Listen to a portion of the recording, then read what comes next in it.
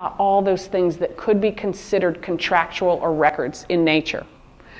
Do you have a disaster recovery plan? That's different than redundancy, right?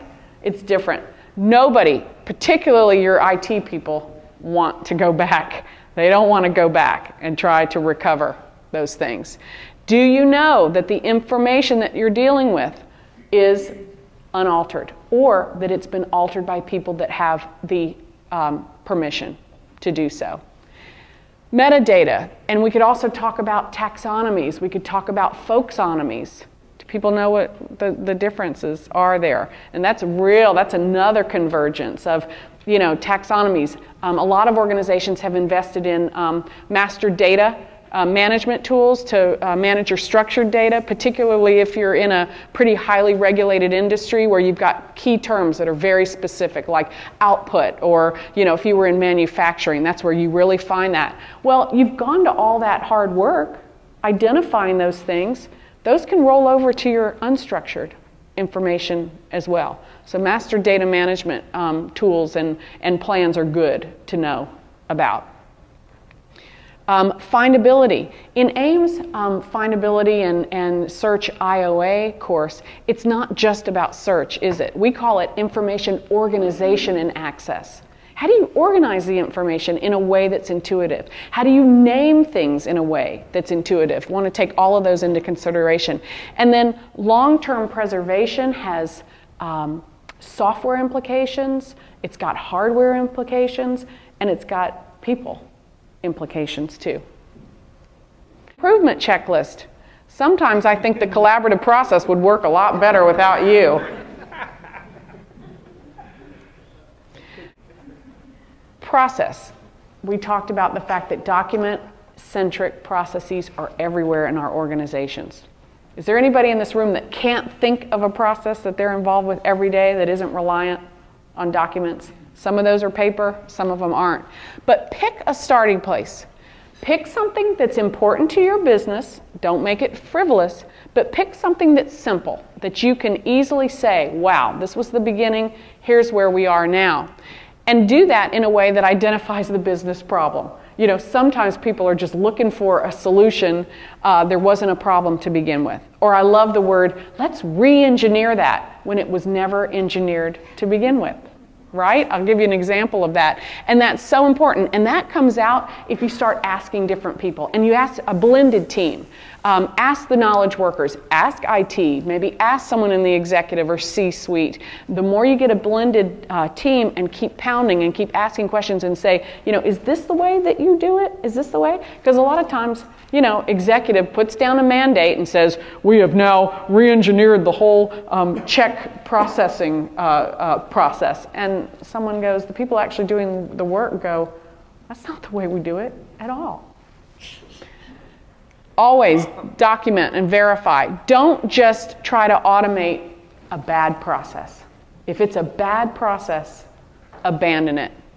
You want to market and trumpet your successes throughout the organization, show that people are on board, and then build on that. So here's what I call 5. This is an actual dialogue that came about when one of our own colleagues was asked to come in and an organization said, we've got to have a check imaging solution. A check imaging, that's what we want. And started saying, well, why do you need that? And, well, we need to file canceled checks. Why do you file canceled checks? Well, to keep them on file. So why do you need to keep them on file? So that we can retrieve them. Well, you really shouldn't have to retrieve them. Oh, we do in case a supplier calls. Well, why would a supplier call? Because we don't often pay the right amount. Oh, why don't you pay the right amount? Because receiving doesn't know the exact order that was placed and the amount agreed upon? Is that a check imaging issue? No. No, not at all. And it's amazing. Just keep poking, keep asking the people that are doing the work. Here's your productivity checklist. Never, ever think outside the box. Some of this, again, you're going to see some of these same themes. Curation is, do your people have the tools to organize and share the information that they need in order to do their jobs better and faster? Can they find it? Do you know that people spend 50% of their day just looking for the information they need in order to do their job. That's a recent statistic from AIIM research. That's amazing, isn't it? Just trying to find the information. Timeliness, is it ease of use? Deployment speed and efficiency. Is this the best use of your time? Integration here, when you're talking about productivity and processes, is Christian going to be really excited about a new process that makes him stop what he normally does in his workflow and evoke a completely different process? Your planning checklist. I like it. It's done without trying to be clever. Back to the same questions when you're thinking about process improvement. Why are we doing this?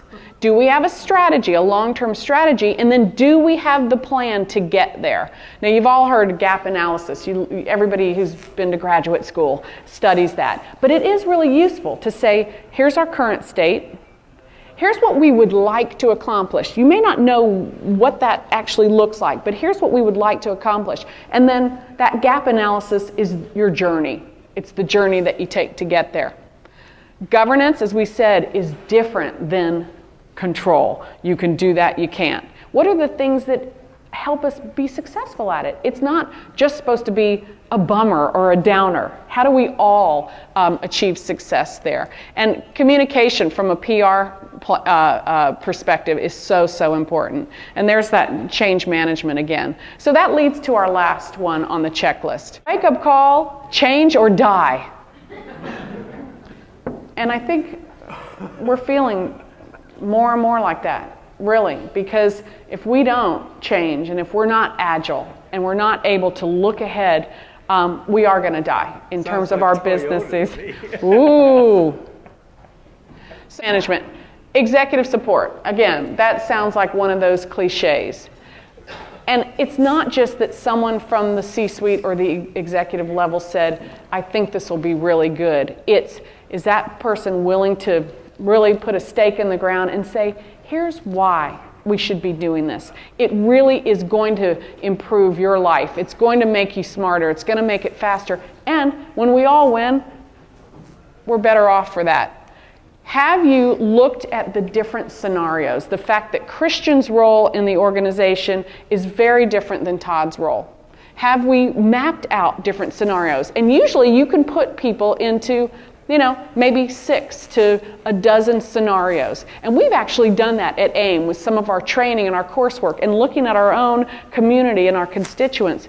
Who are these people? Because who they are and what they're involved with every day absolutely has very unique process implications. It has very specific solution implications. So do that. Now, all of this sounds really fine, well and good.